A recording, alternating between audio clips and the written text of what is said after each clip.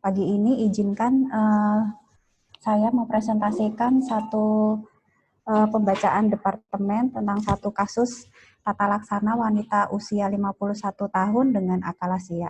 Akalasia sendiri merupakan kasus yang jarang kita temui, di mana etiologinya memang belum diketahui secara pasti, tetapi ada beberapa faktor yang dimungkinkan dapat menjadi penyebab dari akalasia, yaitu herediter, degeneratif, autoimun, dan penyakit infeksi. Pertama kali kasus akalasia ini pada tahun 1674 oleh Sir Thomas William, di mana pada pertama kali dulu Sir Thomas William ini menemukan adanya sumbatan pada sumbatan makanan pada esofagus. Kemudian untuk istilah akalasia sendiri diperkenalkan pertama kali tahun 1927 oleh Arthur Hirsch, dan istilah ini masih dipakai sampai sekarang. Untuk prevalensi dari akalasia sendiri, ini 1 dari 100.000 jiwa per tahun, di mana insidensi laki-laki dan wanita ini sama 1:1. Baik, Dok. Tujuan dari penulisan ini untuk memberikan informasi mengenai tata laksana akalasia sehingga dapat memberikan informasi secara tepat dan penanganan yang optimal terhadap tata laksana akalasia. Laporan kasus pada kasus ini perempuan usia 51 tahun, wanita dengan keluhan itu kurang lebih 1 tahun, sulit telan, terutama padat, kemudian tidak beberapa lama, kemudian pasien muntah dan didapatkan ada rasa tidak nyaman di dada dan di tenggorokan, kemudian didapatkan berat badan turun drastis kurang lebih 15 kg dalam waktu 1 tahun, di mana keluhan penurunan berat badan ini semakin memberat. Kemudian pasien ini berobat ke rumah sakit daerah di Rumah Lukmono Hadi, dilakukan foto torak pada tanggal 7 Januari 2019 ini, didapatkan kesan dalam batas normal, diberikan obat medikamentosa, tetapi tidak ada perbaikan, kemudian pasien dirujuk ke RSDK. Pasien Januari 2019 itu pertama kali datang ke Rumah Sakit Karyadi ini, kemudian dilakukan reanamnesis dan pemeriksaan ulang, kemudian dilakukan pemeriksaan tindakan laringoskopi fleksibel itu pada tanggal 19 Januari 2019 di RSDK dengan kesan dalam batas normal. Kemudian pasien direncanakan untuk pemeriksaan esofagografi pada tanggal 29 Januari 2019 di RSDK ini, dengan adanya cenderung gambaran akalasia, terdapat adanya penyempitan pada bagian distal esofagus. Kemudian dilakukan tindakan pelebaran teropong dan pelebaran saluran cerna pertama kali itu pada Januari 2019. Kemudian dilakukan evaluasi ulang untuk esofagografi itu tanggal 2 Maret 2019 di RSDK. Masih tampak adanya gambaran akalasia. Dan yang ketiga itu esofagografi pada tanggal 22 Oktober 2019 masih tampak adanya gambaran akalasia. Pada pasien ini memang sudah dilakukan 4 kali tindakan operasi, yaitu pada bulan Januari, Februari, Maret, dan Januari 2020. Sedangkan pasien saat datang ini direncanakan untuk tindakan operasi yang kelima, yaitu esofagoskopi dan untuk pelebaran saluran cerna dengan businasi. Dilakukan tindakan esofagoskopi dan businasi pada tanggal 15 Maret 2020 di RSDK. Ini operasi tindakan yang kelima, di mana kita lihat pada pasien ini evaluasi pada daerah esofagus.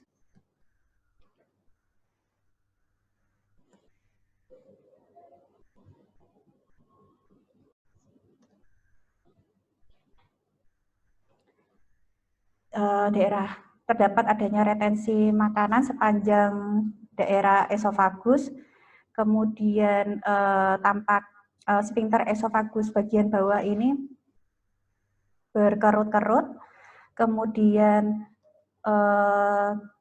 dilakukan tindakan businasi dengan menggunakan Jackson. Mohon maaf, ini videonya macet. Menggunakan Jackson dengan 3 ukuran nomor 22, 24, dan 30 yang didiamkan kurang lebih 15 menit untuk setiap ukuran. Kemudian untuk pembahasan dari kasus ini, yaitu akalasia ini dari bahasa Yunani, yaitu artinya tidak dapat relaksasi, di mana akalasia ini merupakan kelainan motilitas esofagus dengan karakteristik hilangnya peristaltik esofagus, peningkatan tekanan dan ketidakmampuan sphincter esofagus bagian bawah untuk relaksasi atau membuka dan membiarkan makanan lewat ke dalam lambung karena adanya inkoordinasi neuromuskuler. Prevalensi akalasia sendiri itu 1/100.000 per tahun dengan insiden antara 1 sampai 2/200.000 per tahun. Kelainan terbanyak pada usia dekade 3, 5, dan 7. Untuk kejadian pada pria dan wanita hampir sama. Pada pasien ini itu pada usia dekade 5. Untuk anatomi dari esofagus sendiri, dia merupakan tabung muskularis panjang yang dimana dia secara fisiologis itu dibagi menjadi 3, yaitu ada sphincter bagian atas yang biasanya tertutup untuk mencegah adanya reflux makanan, kemudian bagian tengah itu bagian panjang dari korpus esofagus, dan kemudian bagian bawah di bagian sphincter esofagus bagian bawah. Bagian bawah atau di bagian bawah ini terdapat adanya zigzag line atau garis Z yang terletak di antara esofagus dan lambung. Ini kira-kira 36 sampai 40 cm dari gigi incisivus atas. Garis Z ini dia merupakan batas antara epitel squamous yang melapisi mukus dan mukosa esofagus dan dengan epitel kolumner yang melapisi lambung. Kemudian esofagus sendiri ini dia terdiri atas lapisan mukosa, kemudian submukosa, muscularis propria, dan adventisia. Pada otot esofagus ini terdiri dari 2 lapisan, yaitu ada lapisan sirkuler bagian dalam dan longitudinal itu di bagian luar. Di antara kedua lapisan ini ada plexus mesentericus aurbah.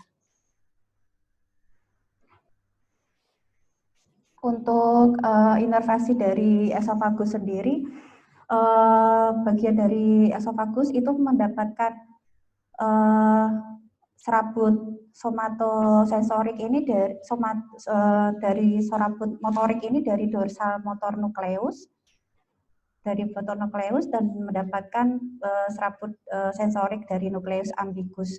Untuk neurotransmitter yang terdapat pada plexus mesentericus aurbah ini ada asetilkolin dan nitrik oksid, di mana asetilkolin ini dia menghasilkan stimulasi yang menyebabkan kontraksi otot longitudinal dan sirkuler pada bagian proksimal dari esofagus. Kemudian nitrik oksid sendiri dia menyebabkan efek inhibisi yang lebih dominan pada lapisan otot sirkuler dan berpengaruh pada bagian distal dari esofagus. Etiopatogenesis dari akalasia sendiri terdiri dari primer dan sekunder, di mana ada beberapa faktor yang bisa menyebabkan terjadinya akalasia, yaitu herediter, degeneratif, infeksi, dan autoimun. Klasifikasi akalasia berdasarkan Chicago dan pemeriksaan manometri ini dibagi menjadi 3 tipe, yaitu ada tipe 1 atau klasik, yaitu hilangnya kontraksi esofagus secara keseluruhan. Kemudian akalasia dengan efek kompresi yaitu tipe 2, yaitu adanya tekanan di esofagus yang terjadi tiba-tiba dan tidak teratur atau simultaneous pressurization. Dan akalasia spastik atau tipe 3, adanya tekanan esofagus yang tinggi dengan hilangnya kontraksi dari esofagus. Atau high pressure non-peristaltic body contraction. Untuk menurut Kastel sendiri ada 2 defek penting pada akalasia, yaitu obstruksi pada esophagogastric junction akibat peningkatan dari sphincter esofagus bawah jauh di atas normal dan kegagalan dari sphincter esofagus bawah untuk relaksasi sempurna. Dan hilangnya peristaltik esofagus menyebabkan dilatasi pada 2/3 distal esofagus. Diagnosis dari akalasia sendiri dari anamnesis didapatkan gejala disfagia, yaitu dapat terjadi sebentar atau progresif lambat, bisa cair lebih sukar ditelan daripada padat dan dapat melokalisasi disfagia. Dan kemudian dari anamnesis dapat kita ketemukan regurgitasi, yaitu timbul saat makan atau sesaat atau beberapa jam setelah makan, sering pada malam hari karena akumulasi makanan pada esofagus yang melebar dan pada saat berbaring. Bisa menyebabkan adanya pneumonia aspirasi. Kemudian ada keluhan nyeri substernal atau nyeri dada, rasa terbakar menjalar di belakang, ke belakang bahu, rahang, dan tangan atau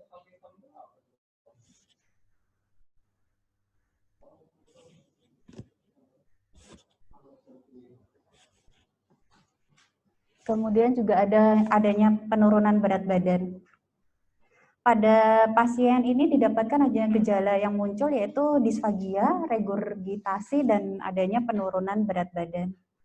Pada pemeriksaan penunjang ini dapat kita lihat dari pemeriksaan fototorak, mungkin pada fase awal itu tidak didapatkan adanya kelainan, tetapi pada fase lanjutan itu biasanya didapatkan adanya gambaran air fluid atau dilatasi esofagus dengan pelebaran atau air fluid level.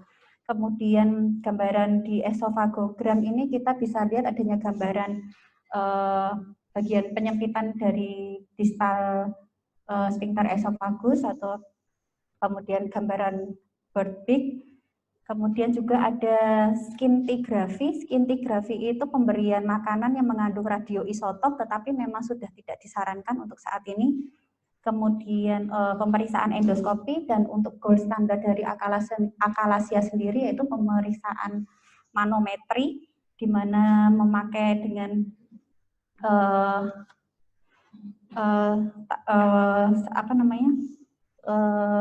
alat yang panjang untuk berbagai ukuran dari esofagus ini, dia dimasukkan ke dalam lubang pasien, di mana posisi pasien ini tidur miring ke kiri, kemudian dimasukkan lewat hidung sampai masuk ke dalam, kemudian kita lihat pergerakan dari tekanan dari esofagus di endoskopi ini. Pada kasus ini, pada fototoraks sudah dilakukan, didapatkan gambaran dalam batas normal, kemudian esofagografinya didapatkan penyempitan di bagian distal, seperti paruh burung, birdstick, dan reptil. Kemudian untuk tipe akalasia sendiri, itu beberapa pasien memang mengalami pola obstruksi aliran keluar dari esofagogastri, di mana pada panel A ini kita lihat terdapat adanya gangguan relaksasi esofagus, sphincter esofagus, di mana titik-titik di dalam esofagus ini, yang titik-titik bulat ini merupakan gambaran yaitu dari pengaruh rangsang, sedangkan yang untuk titik merah ini yaitu penghambatan, merupakan penghambatan. Dan karena kehilangan dari neuron penghambatan yang terus berkembang ini, pola manometrik ini dapat berlanjut ke pola ke tipe 2, di mana pada tipe 2 ini terdapat adanya ketidakmampuan dari peristaltik dan hilangnya relaksasi pada sphincter esofagus bawah, dan adanya penurunan dari panesofageal, tekanan panesofageal. Kemudian pada tipe 1 akalasia sendiri ini merupakan tipe klasik dari akalasia, yaitu merupakan adanya hilangnya aktivitas dari kontraktil esofagus. Kemudian pada tipe 3 ini, tipe akalasia ini kita lihat di mana terdapat kerusakan atau ketidakmampuan dari sphincter esofagus bawah untuk relaksasi, dan bagian bawah ini terdapat spasme atau ketidakmampuan untuk berkontraksi. Pada sphincter esofagus bawah, pada akalasia itu terlihat seperti berkerut atau berlipat. Kemudian pada akalasia sendiri terdapat retensi makanan dalam esofagus, dan esofagus terkadang melewati sphincter esofagus bawah yang sempit. Pada kasus ini terdapat retensi makanan sepanjang esofagus dan terlihat adanya sphincter esofagus bawah yang berkerut atau berlipat. Tata laksana untuk akalasia dilihat dari gejala utama maupun dilihat dari gejala utamanya ini, kita lihat dari skor Eckardt-nya itu ada disfagia, regurgitasi, nyeri dada, dan penurunan berat badan. Di mana pada skor Eckardt ini kita lihat skor 1 tidak ada gejala, untuk skor 2 gejala sesekali ada, untuk gejala 3 untuk gejala harian sering muncul, dan untuk skor 4 ini sering muncul pada saat makan. Kemudian kita evaluasi diagnostik itu dengan gold standarnya dengan pemeriksaan manometrik esofagus, itu untuk gold standar dari tipe 1, 2 maupun 3. Kemudian pemeriksaan endoskopi bagian atas ini kita bisa gunakan untuk menyingkirkan kemungkinan adanya CA. Kemudian untuk pemeriksaan barium esophageum ini kita lihat gambaran khas dari akalasia, gambaran bird beak maupun reptile. Tata laksana akalasia menurut manajemen of esophageal akalasia itu dibagi menjadi resiko rendah atau resiko tinggi, yang dimana resiko rendah ini kita lihat dari usia itu kurang dari 40 tahun dan lebih dari 40 tahun. Jika kurang dari 40 tahun ini kita bisa pertimbangkan dengan myotomi Heller atau dilatasi pneumatik. Kemudian jika memang masih gagal, bisa kita evaluasi dengan myotomi Heller ulang, atau bisa dengan peroral endoscopic myotomi. Dan jika masih gagal, kita perlu pertimbangkan untuk esofagektomi. Kemudian untuk resiko tinggi, dilihat dari usia kurang dari 40 tahun atau lebih dari 40 tahun, ini kita bisa pertimbangkan untuk dengan terapi farmakologi. Jika usia lebih dari 40 tahun ini bisa kita pertimbangkan juga, jika gagal kita bisa pertimbangkan dengan teknik injeksi toksin botulino. Kemudian atau jika memang masih gagal, kita bisa pertimbangkan dengan peroral endoscopic myotomi. Untuk pengobatan medikamentosa dari akalasia sendiri itu ISDN atau nifedipin, di mana ISDN 2,5 sampai 5 mg sublingual atau 10 sampai 20 mg oral sebelum makan. Itu fungsinya untuk merelaksasi otot polos pada sphincter esofagus bawah, menurunkan tekanan sphincter esofagus bawah mencapai 30-65%. Kemudian dilaporkan juga untuk obat ini dapat memperbaiki gejala itu sebesar 53-87%. Sedangkan nifedipin itu pada calcium channel blocker yang bekerja pada myofibril, dia dapat mereduksi tekanan sphincter esofagus bawah mencapai 13-49%. Pada penelitian, ISDN ini lebih baik dalam memperbaiki gejala dibandingkan nifedipin. Untuk injeksi botulinum sendiri, itu dengan dosis 80-100 intraunit, pemberian 2 kali per bulan, ini untuk mengurangi tekanan pada sphincter esofagus bawah, dengan penyuntikannya 1 cm di atas Z-line dengan jarum skleroterapi 25 mm dengan dosis 80-100 unit terbagi 4 tempat. Angka keberhasilannya setelah 1 bulan ini 80-90%, dan setelah 6 bulan 60-70%, dan setelah 1 tahun 53-54%. Rata-rata pengulangan injeksi ini setelah 6-12 bulan. Kemudian juga ada dilatasi dengan balon pneumatik. Ini pilihan terapi non bedah yang paling efektif untuk pasien akalasia, menggunakan tekanan udara untuk dilatasi intraluminal dan merusak serabut otot sirkuler sphincter esofagus bawah. Kemudian ada dilatasi dengan businasi, ada berbagai macam tipe, yaitu Mercury, Safari, Gilead, dan Jackson. Yang kita pakai pada kasus ini yaitu businasi Jackson. Kemudian juga ada Heller myotomy laparoskopi, belum pernah kita lakukan dan belum ini merupakan tingkat keberhasilannya juga cukup tinggi. Ini perbandingan modalitas terapi akalasia, dilihat dari respon, komplikasi, keuntungan maupun kerugiannya, yaitu pada dilatasi pneumatik untuk perbandingan modalitasnya sendiri itu untuk responnya pada laparoskopi myotomy itu mempunyai respon lebih tinggi, yaitu 90% pada 1 tahun dan 85% pada 5 tahun. Yang kemudian pada injeksi toksin botulinum itu pada 90% 1 bulan, 60% pada 1 tahun.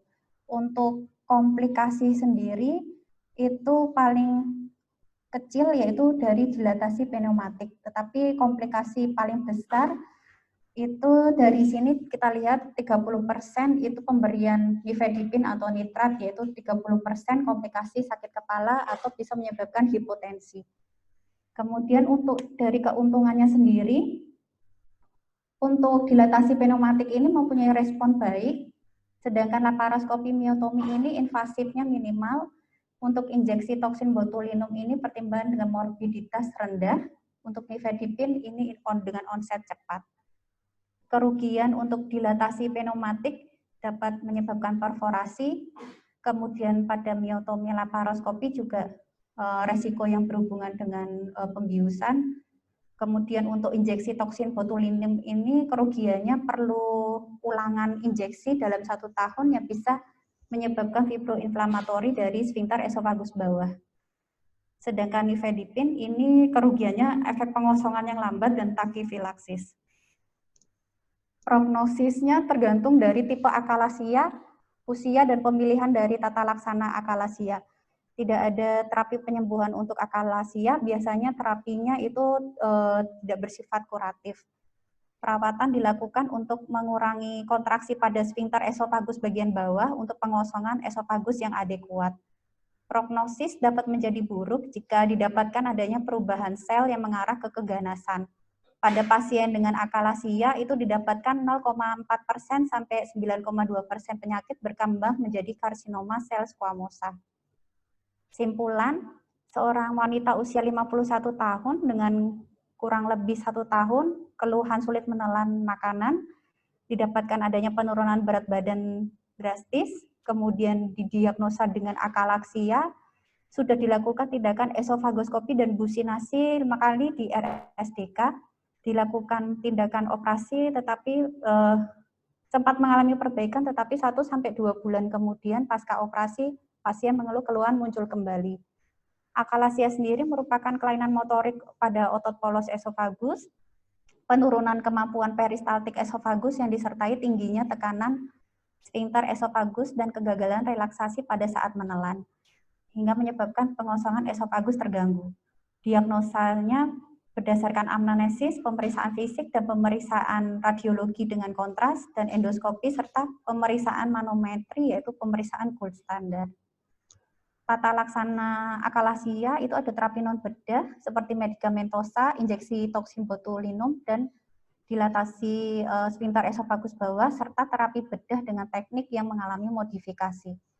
Pasca operasi pada kasus ini, pasien direncanakan untuk evaluasi esofagografi ulang. Jika memungkinkan disarankan untuk tindakan injeksi botulinum. kenapa dilakukan tindakan injeksi botulinum dengan pertimbangan pada pasien ini resiko tinggi jika dilakukan tindakan bedah, dan keuntungan teknik ini morbiditasnya rendah akan tetapi memiliki kerugian memerlukan suntikan ulang.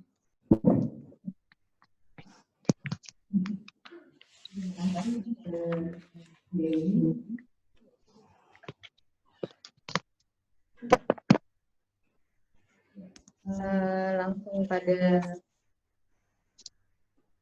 presiden perpustakaan dulu, Dokter Nurma mungkin silakan dari Zoom.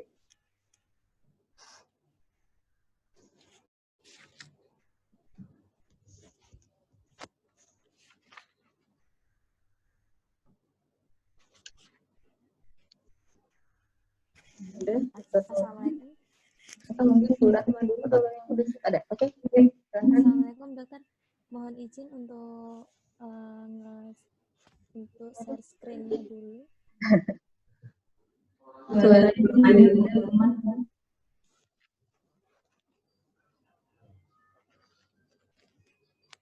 Ya, unmute dulu mungkin.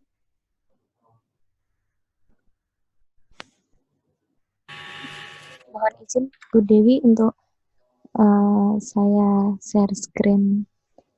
Bentar, diulang. Ya baik. Ya.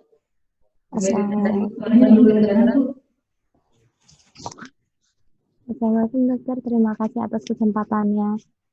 Dari penulisan daftar pustaka ini sudah sesuai dengan kaidah Vancouver. Yang perlu diperhatikan hanya penulisan seperti nomor 1 ini, seharusnya dicantumkan nama semua penulis sampai bila jumlahnya sampai 6. Jika terdapat 7 atau lebih nama penulis, yang dicantumkan adalah nama 6 pertama, kemudian ditulis et al. Sama dengan nomor 2, 5, 7, 8, dan 12. Sisanya sudah sangat baik, dokter. Dari tahunnya juga sudah terbaru semua. Jumlah jurnal dan buku juga sudah. Terima kasih. Judul dan semua ya. Yang lain ya.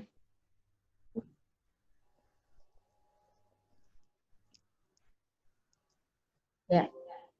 Dan nanti presiden dalam ya tapi naik 6 itu taruh et al.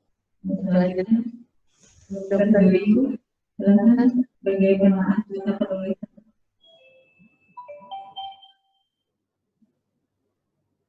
Assalamualaikum warahmatullahi wabarakatuh. Terima kasih atas kesempatan yang diberikan kepada saya sebagai cara penulisan dalam pembacaan laporan kasus ini. Mohon izin untuk share screen.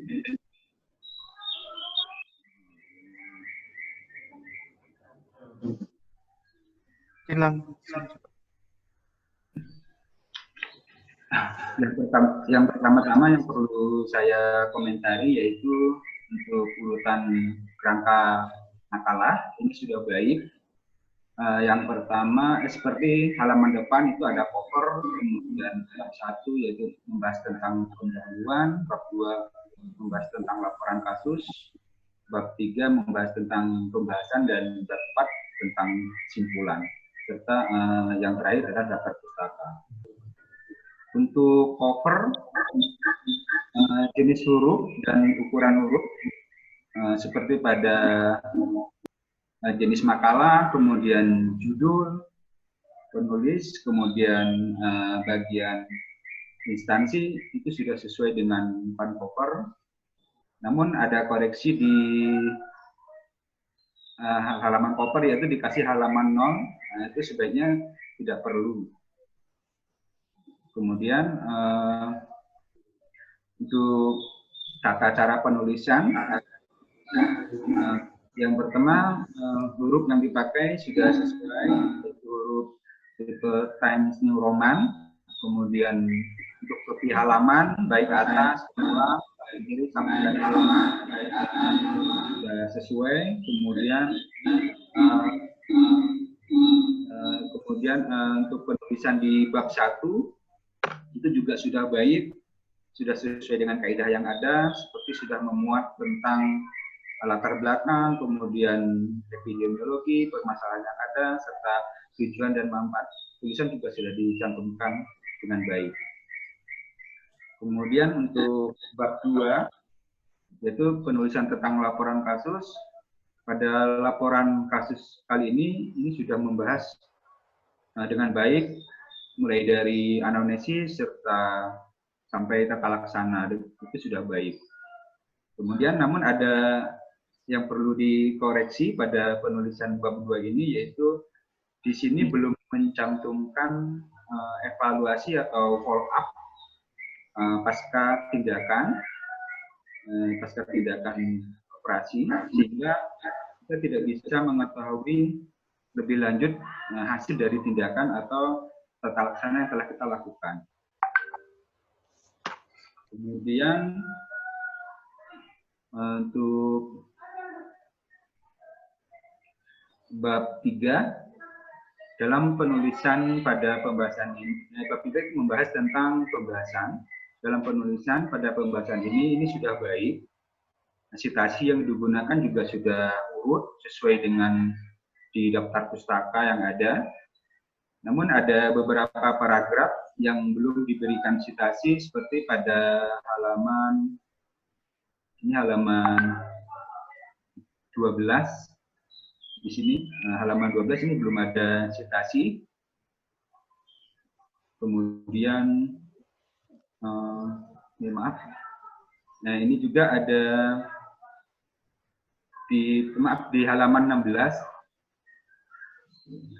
juga ini belum ada citasi. Di pemeriksaan fisik, kemudian di pemeriksaan penunjang juga ini belum mencantumkan citasi. Kemudian untuk halaman 12, di halaman 12 ini ada membahas tentang herediter, kemudian ada infeksi, ada autoimun. Ini sebaiknya diberi subjudul sehingga kita dapat memahaminya dengan baik. Ini klasifikasi langsung menulis tentang herediter. Kemudian pada halaman 17 di sini ada tulisan tentang air level, ada keterangan gambar 11. Ini sebaiknya ditulis dengan huruf miring. Kemudian demikian telah tulisan yang dari saya. Saya ucapkan banyak terima kasih. Assalamualaikum warahmatullahi wabarakatuh. Waalaikumsalam warahmatullahi wabarakatuh. Terima kasih Pak Joyo, termasuk mengomentari materi ya tadi sedikit. Jadi nggak apa-apa. Kita saya lihat tulisannya sudah cukup bagus. Mungkin Pak Joyo lupa tentang penulisan tabel itu hanya dari horizontal aja. Dua tabel ya dia. Tabel hanya horizontal.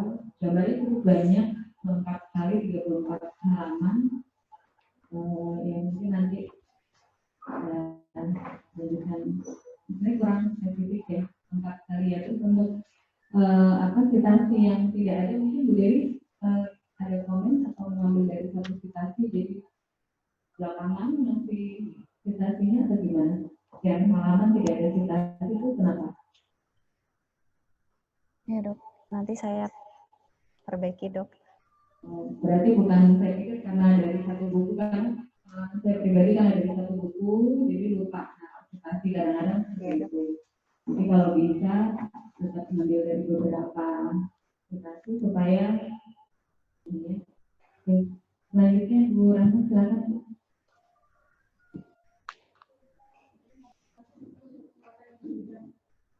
Ya. Terima kasih Bu Dewi untuk presentasi laporan kasus pada pagi hari ini. Sangat menarik dan sudah baik, sudah lengkap dijelaskan dari awal hingga sampai tata laksana pasien. Ada beberapa yang mau saya tanyakan berkaitan dengan laporan kasus ini. untuk teorinya, tadi kan disebutkan bahwa akalasia itu kejadiannya kebanyakan di sepertiga di sphincter bawah esofagus. Nah, apakah dia bisa sampai ke bagian yang lebih atas dari esofagus, misalkan sampai ke sepertiga tengah atau sepertiga proksimalnya esofagus. Lalu yang pertanyaan kedua, dari beberapa tata laksana, memang tadi di bagian akhir disebutkan ada injeksi botulinum sama myotomi. Itu adalah yang paling efektif.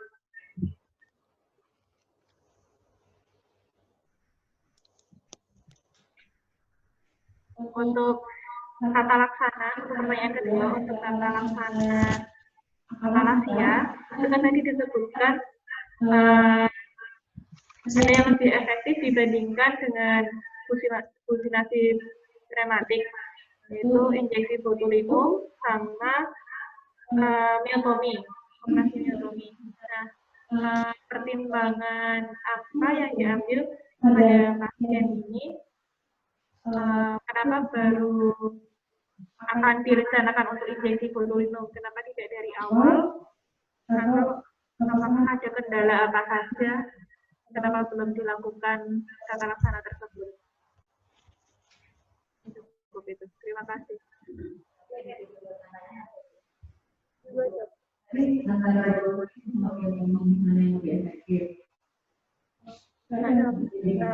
Kan tadi disebutkannya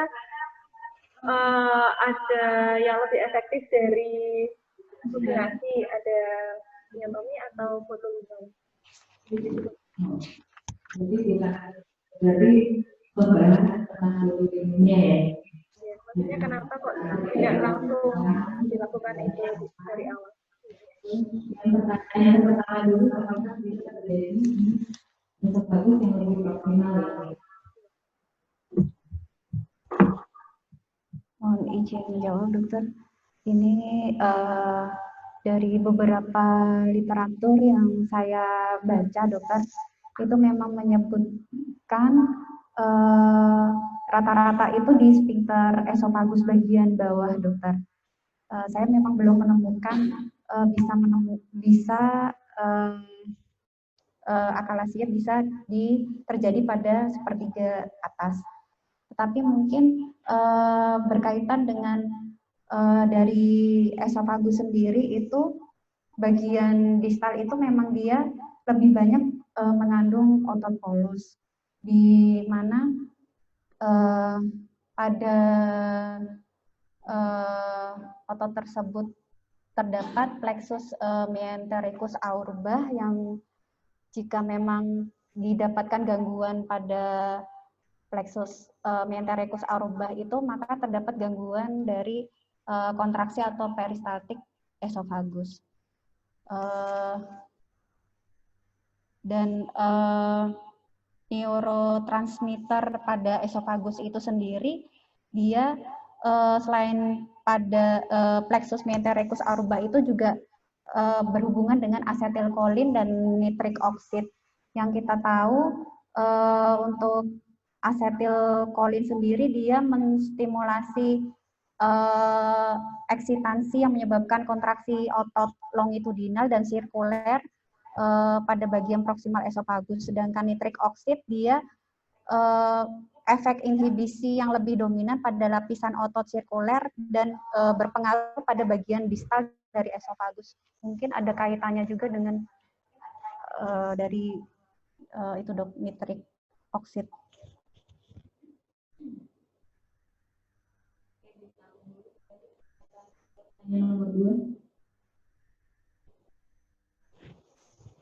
Kalau untuk kenapa pada pasien ini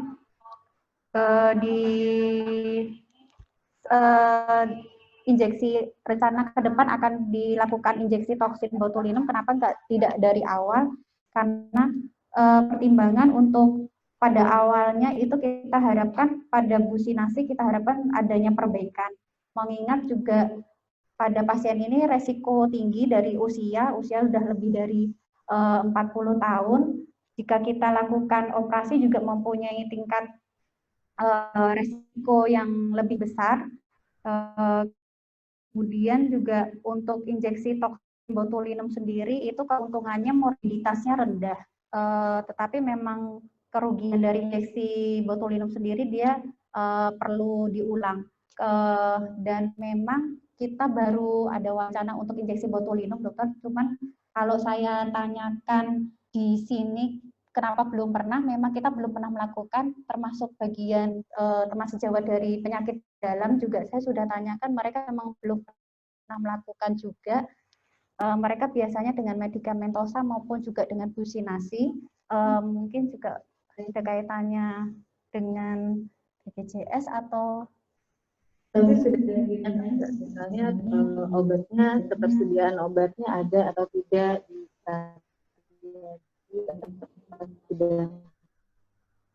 kalau itunya nggak ada, dok. Informasi tentang Saya kemarin kalau saya tanya di Karyadinya belum, dokter. Karena juga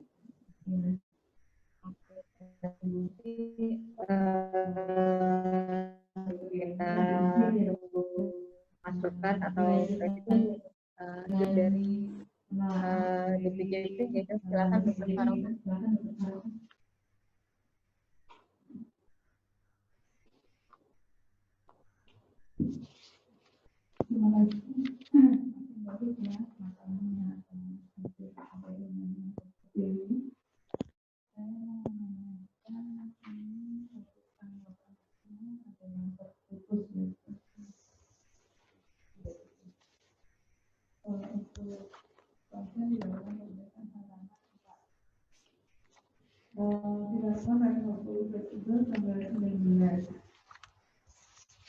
Januari 2019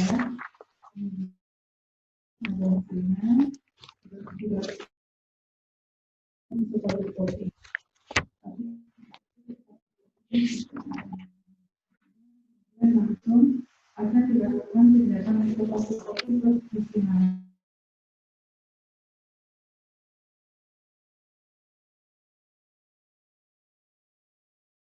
pertama. Terus kemudian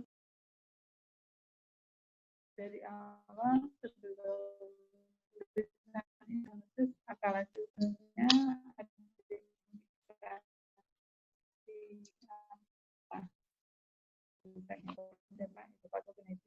atau etiologinya. Nah, pasien ini apakah sudah dicari kira-kira mengarah ke mana etiologinya? Karena sepertinya berulang lagi tidak membaik, sudah membaik sementara, kemudian balik lagi. Dan apakah sudah setelah dicari sudah dilakukan terapi apa untuk etiologi? Saya kira itu dulu. Terima kasih. Ya.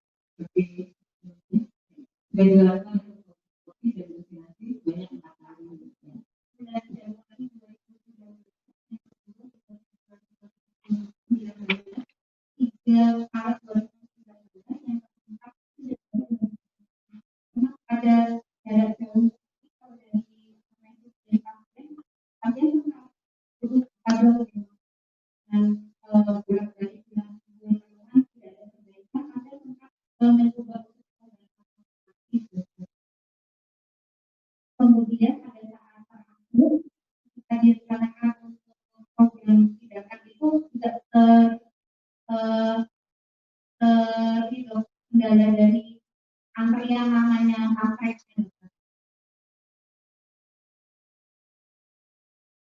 Ya, nanti satu ini sudah dijawab. Untuk urutannya nanti bisa diperbaiki halaman 4. Jadi enggak sepertinya kan Dewi ikut ya yang vaksinasi tanggal 15 Maret. Iya. Ikut tanggal 15 ya. Berarti kan nanti di sini dikasih keterangan lagi atau ditutup untuk narasinya mulai kronologisnya. Jadi tidak ini kan seolah terputus dari 19 Januari, kemudian setelah laryngoscopy fleksibel, kemudian diprogram esofagoskopi. Setelah esofagoskopi, bunyinya esofagoskopinya tanggal 15 Maret. Artinya kan lompat. Yang kamu beberapa kali lompat itu nggak apa-apa, dimasukkan di situ mestinya. Ya, dari TM-nya bisa dilihat selama 3 kali sebelumnya ya. Ini yang keempat. Jadi ikut yang keempat atau kelima. Berarti 4 kali sebelumnya harus ditulis di laporannya itu pasti kan ada. Yang pertama hasilnya bagaimana, kedua bagaimana, itu kan ditaruh di kronologisnya di situ. Ya, termasuk mungkin setelah divaksinasi 1 hari sesudahnya apa sesaat apa setelah sadar bahkan bisa minum lancar. Biasanya kan kalau akalasinya tepatnya langsung setelah vaksinasi baik, kemudian akan berusaha lagi. Itu nanti berarti kurang halaman 4, tidak hanya gambar-gambar, tapi dikasihkan narasi penjelasannya. Kemudian kira-kira indikasinya apa selain laryngoscopy fleksibelnya pasien ini?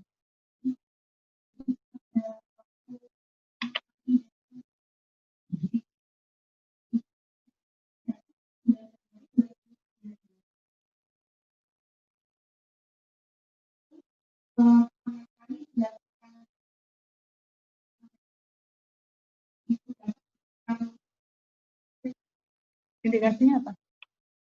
Kan pasti ada diagnosis, kemudian indikasi, tindakan.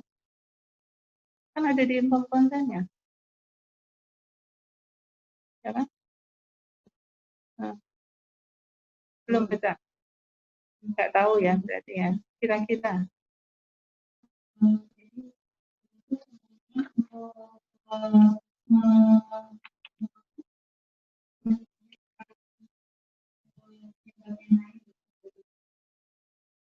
Misalnya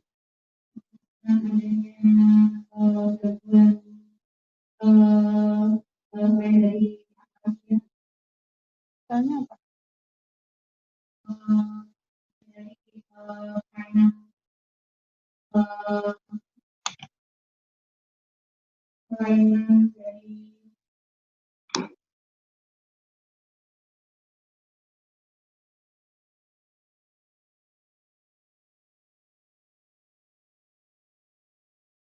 Rujukan dari daerah apa? Dengan diagnosis apa?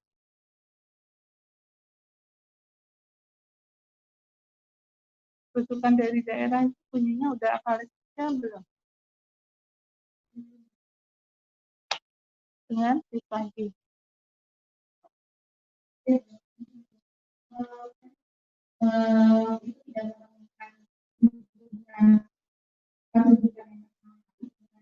Tadi kamu nulis rujukan dari Luk Monohead.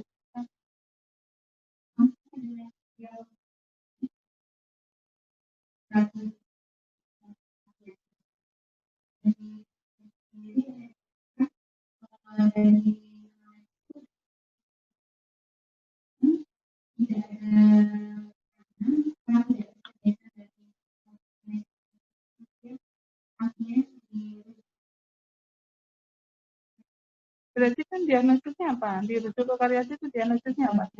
Disfagia. Ya kan berarti disfagia. Disfagianya belum tahu akal itu apa bukan. Ya kan? Jadi kira-kira laryngoscopy fleksibelnya apa?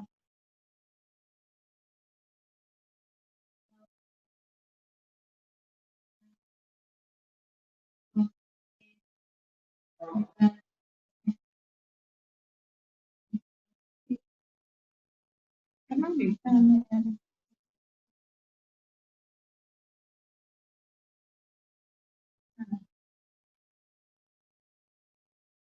Apalagi itu kaitannya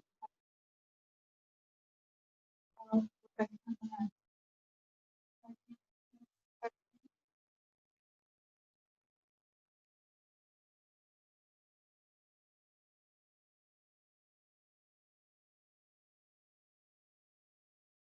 Harus ada kalau fleksibel indikasinya kan mau lihat di atas, kan lihat di esofagus. dia kan sampaikan ya kalau untuk belum jelas itu apakah lansia apakah dari orofaringnya ya. Pasiennya waktu itu masih kami ya kan, tapi kalau pagi mestinya kan langsung atau tidak menjurus dari profil kesehatan supaya dia kan tidak ada indikasi ya. Ya. Kan kronologisnya tahu kira-kira ini kenapa dilakukan, paling tidak kan bisa awal yang harus makan karena ini langsung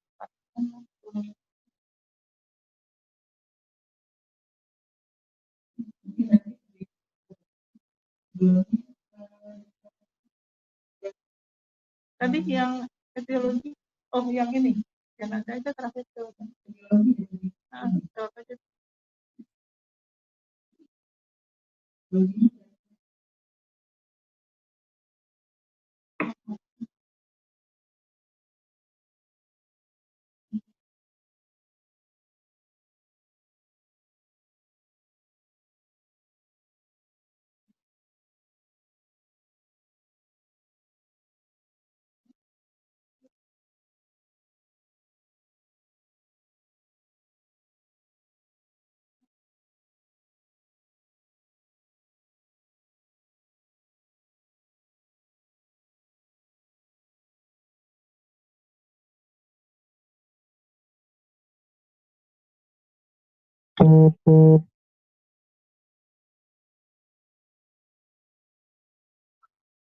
Hasilnya 51 udah muncul ya di generatif.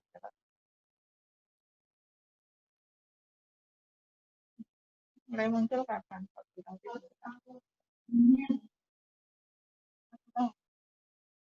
Apa?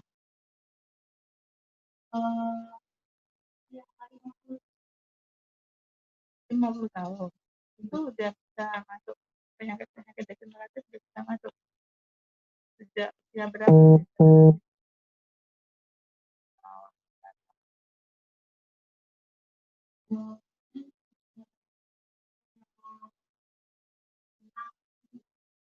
Kedua lima. Kalau malah yang kalau sendiri. Terus kalau psikologisnya sudah dikonsulkan.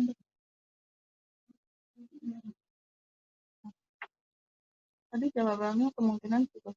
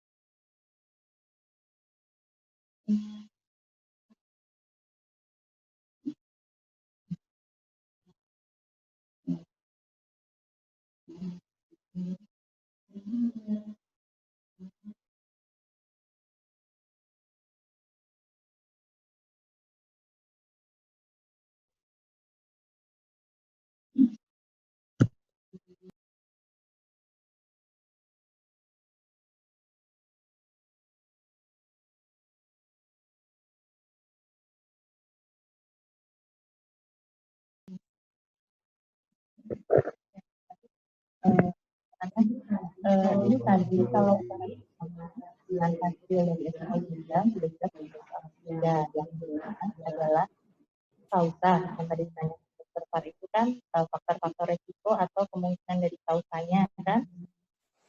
Dan tadi kalau dari yang dipaparkan di Dewi, walaupun memang kalau dari banyak literatur mungkin alasia masih katakan itu unknown ya, tidak diketahui. Cuman ada beberapa faktor risiko yang kebetulan tadi disampaikan oleh Bu Dewi.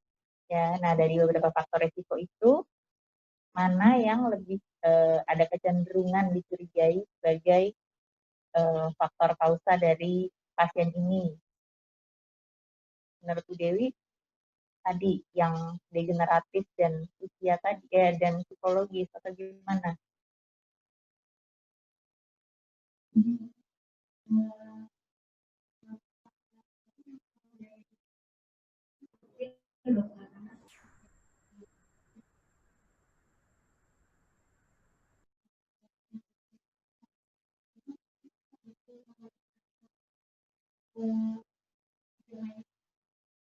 Ya, tetapi belum bisa disingkirkan, tapi bisa mungkin usulannya apa. Terus kalau dari tadi psikologisnya, dari anamnesis, ada nggak ditanyakan riwayat-riwayat atau stresor atau apa yang sudah dilakukan di anamnesis oleh diri?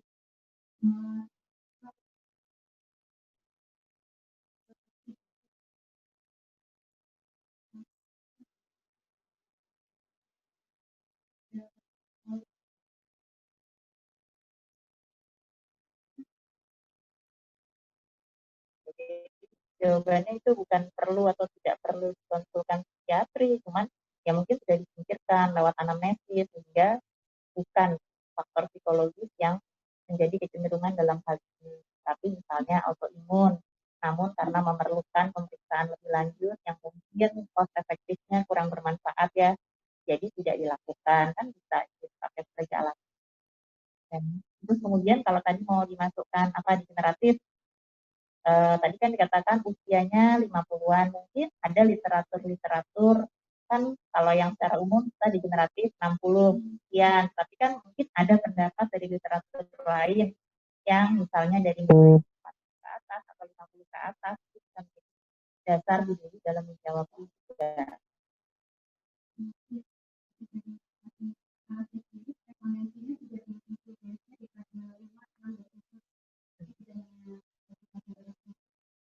Ya, terus kemudian hubungannya dengan penyakit-penyakit degeneratif mungkin kan tidak semuanya di 6 dan 7. Ya, mungkin dicari literaturnya yang usianya lebih ke bawah karena kan tergantung populasi juga seperti itu. Ya, nanti bisa dipakai dasar untuk menjawab tadi pertanyaan Dr. Far. Kemudian tadi kan dikatakan pasiennya dari awal sudah stres karena bolak-balik kok masih berulang-berulang lagi. Kan pada dasarnya untuk penata laksanaan akalas ini juga sifatnya kan apa ya simptomatik itu ya. Tetapi kan untuk kuratifnya sendiri sulit karena memang faktor penyebabnya banyak dikatakan tadi anon tidak diketahui atau mungkin faktornya banyak. Jadi mungkin waktu kita menata laksana pasien seperti ini di awal juga perlu diedukasi bahwa memang ini penyakitnya yang jenisnya seperti ini. Sehingga tata laksana yang kita lakukan mungkin akan memperbaiki gejala, tetapi kemungkinan akan bisa timbul lagi dalam rentang waktu tertentu. Ya, itu aja sampai dari saya.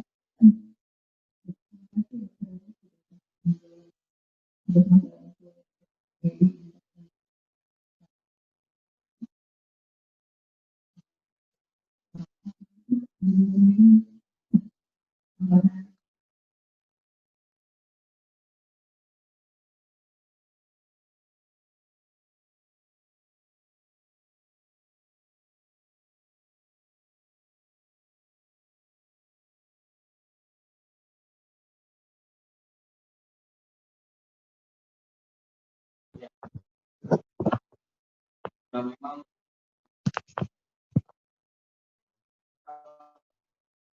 nanti akan jika ada teman-teman yang tidak tahu itu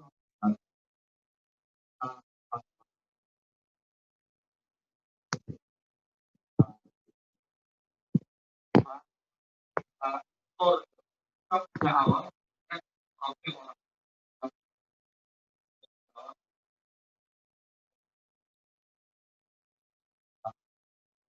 kali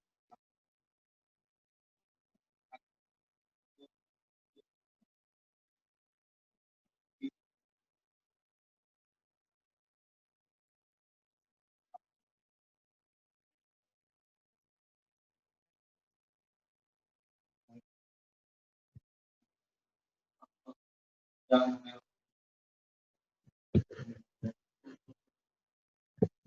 awalnya dia merasa ada sesuatu dalam arti kata yang non-medis dalam perjalanan itu dari keluarga ya, keluarga pekerjaan baik. Kan ini hanya masalah mekaniknya aja ya, masalah tidak ada faktor tapi bisa saja dalam sesuatunya program ya nanti mungkin pada kunjungan berikutnya ya harus explore lagi. Saja akhirnya politik yang karena ada fase setelah yang pertama kedua dia merasa betul-betul enjoy itu ya Januari ya terus yang kedua Februari baru ini tidak tahu mengapa setelah itu terus data kontrol ini ada masalah orang lain kalau kita kan sudah ada transaksi nanti kalau ada berapa kasus kejadian itu nanti akibatnya ya tidak bisa kita tangani dan bisa ada kemungkinan terjadinya karena latihan kalau berlangsung lama menjadi hari kronis daerah terbawah dan kemudian jadi yang tidak kita adalah sektor atau kemudian dan ada itu sama kualitas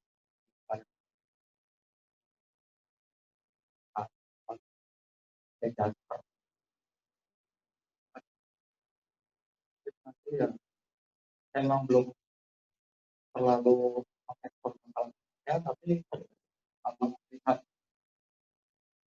selama ini dia juga harus diberi suatu penguatan bahwa tidak perlu khawatir sebenarnya selama itu kalau memang yang merepotkan saya bilang lah sekarang udah ada BPJS rumahnya juga nggak terlalu jauh dan itu yang memang waktu itu ya alasan banyak hal salah satunya ya memang waktu itu cuma datang pas tracknya agak panjang kelas 3 kan kelas 3 gitu cukup panjang karena jadi bulan apa ya dari Maret sampai Januari itu lagi ya.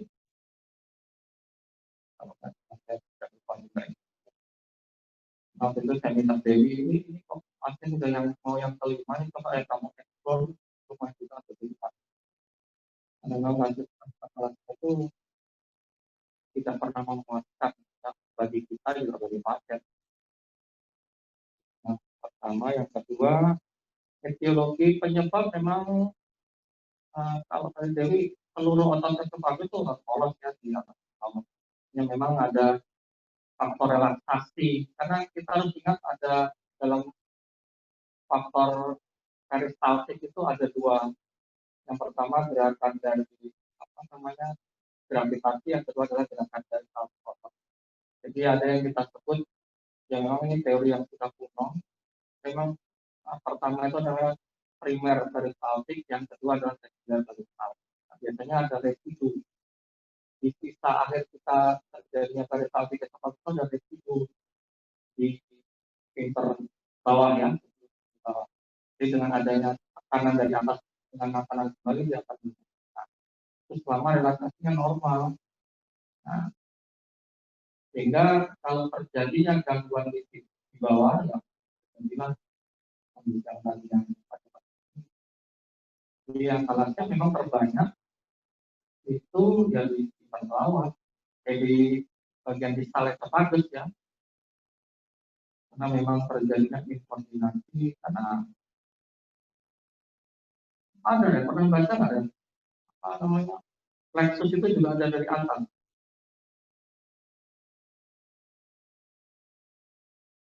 Oleh karena kalau teori harusnya dari atas sampai ke bawah harusnya bisa terjadi akal ya kan begitu. Tapi hanya karena ada gerakan gravitasi tadi, jadi jarang sekali terjadinya sebagian proximal, sebagian besar terjadi di dan kita mencontohkan bisa saja. Jadi pada teori ini akan output itu dari atas sampai ke bawah sama. Tentunya saraf yang menghasilkan gerakan gravitasi kan juga sama. Itu ya. Apalagi dari pertanyaan. Ya ini memang dengan apa namanya tindakan yang sekian lama kita memang perlu evaluasi tadi ya. Jadi Mas Joyo betul bisa dievaluasi apakah kita perlu nih untuk bagian psikologi atau psikiatri atau apa ya. Kemungkinan adanya autoimun kita sudah mulai bisa kita pikirkan gitu. Karena ini kan masih perjalanan panjang. Nanti tinggal sarananya memenuhi atau tidak kan gitu ya. Memang pada awalnya itu tidak kita pikir karena sudah jelas diagnosisnya dari akalasia adalah radiologis kan gitu.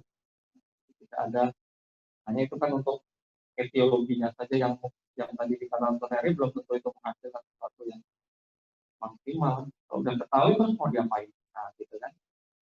Karena ini kan murni gangguannya.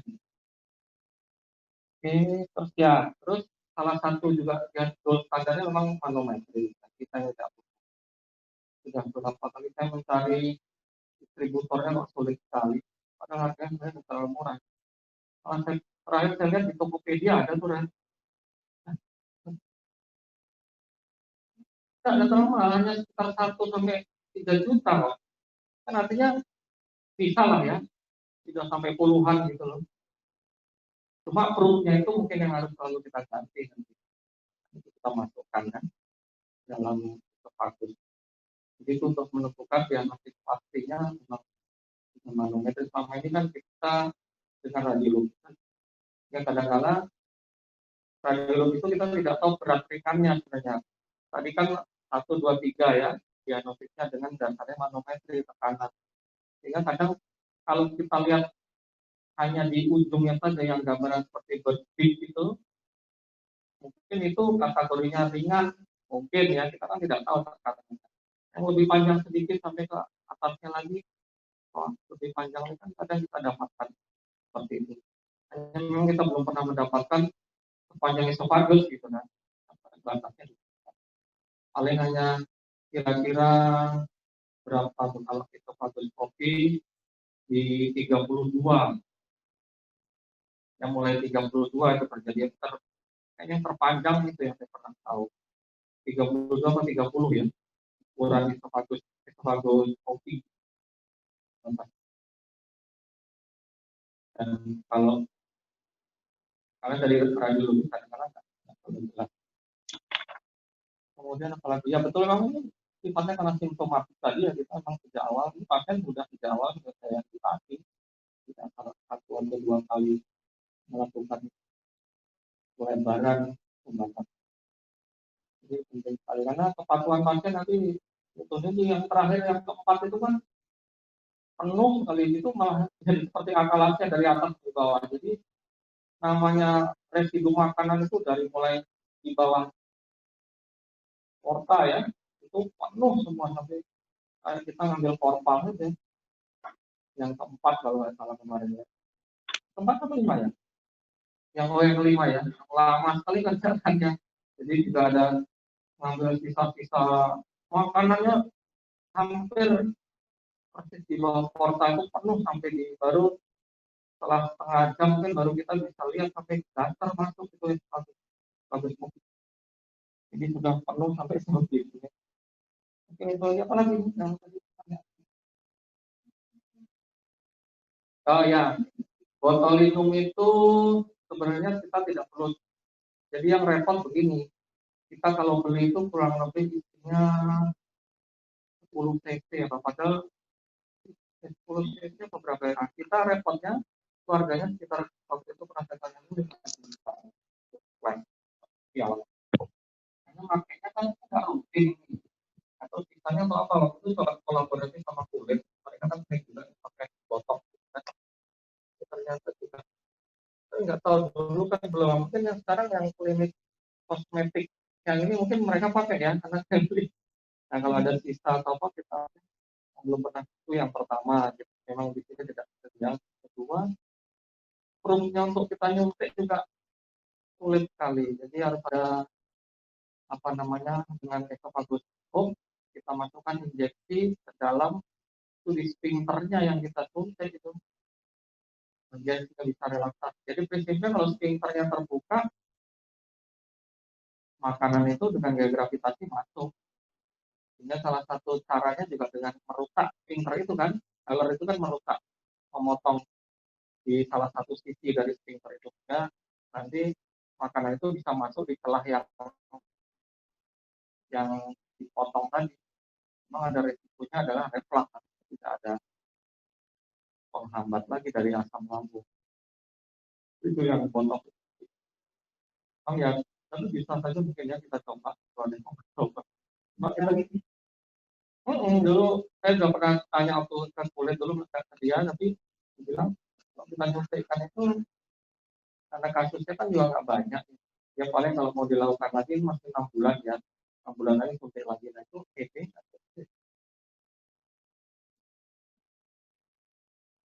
Saya di Jakarta udah belum ya? Belum juga, karena nggak efektif tadi itu. Karena kita harus precise loh, suntiknya itu loh. Esofagus yang melengkung-melengkung itu harus pas di situ kita nyuntik. Dan iya nyuntik di beberapa tempat ya di keliling. Tiap 6 bulan sekali. Ya bisa dicoba. Ya artinya kan ini sudah seperti hopeless, gimana kita tawaran pasien yang mau. Ayo kita coba. Ya artinya teoritis sih gampang ya. Karena kita punya rigid esofagus yang bisa langsung masuk ke sana. Betul, apalagi kayak